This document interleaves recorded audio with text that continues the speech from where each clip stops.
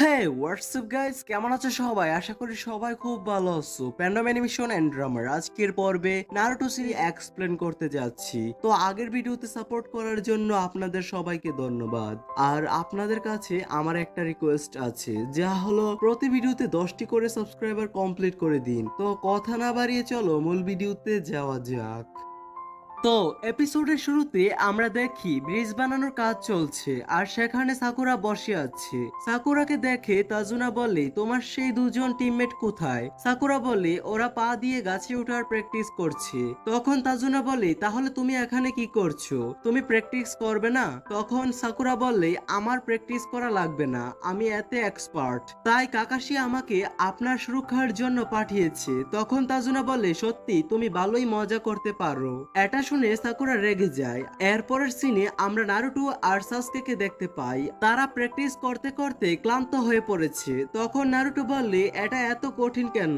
এরপর তারা আবার গাছে ওঠার চেষ্টা করে। এরপরের সিনে আমরা দেখি তাজুনা আর সাকুরা কোথায় যেন যাচ্ছে। সাকুরা তাজুনাকে জিজ্ঞেস করে, আমরা কোথায় যাচ্ছি? উত্তরে তাজুনা বলে, আমরা রাতের খাবারের জন্য কিছু জিনিসপত্র কেনাকাটা করতে যাচ্ছি। এরপর আমরা দেখি একটা বাচ্চা চুরি করে সেখান থেকে পালাচ্ছে। আবার কোনো ভিক্ষুক দাঁড়িয়ে আছে, কেউ বা চাকরির সন্ধান খুঁজছে।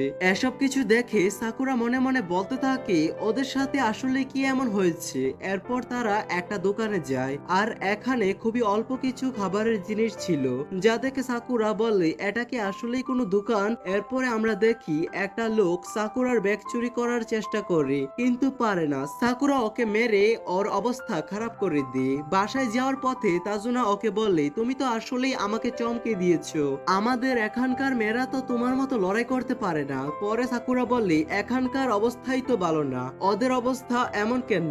এরপর আমরা দেখি আবার কে যেন সাকুরাকে পেছন থেকে ধরে আর সাকুরা রেগে গিয়ে পিছনে ফিরে দেখে ছোট্ট একটা বাচ্চাটা সাকুরার কাছে খাবার চাচ্ছিল।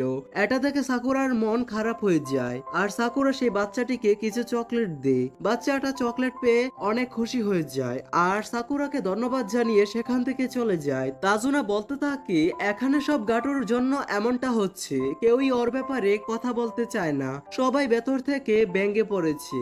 এখন শুধু এই ব্রিজটাই আমাদের জন্য শেষ ভরসা। সাকুরা মনে মনে বলতে থাকে, আমাদেরকে ওদের সাহায্য করতেই হবে।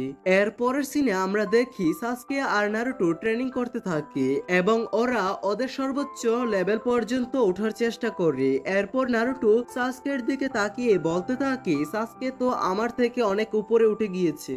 আর অপরদিকে সাসকে নারুটোর দিকে তাকিয়ে বললি, আরে নারুটো তো আমার লেভেলের কাছে চলে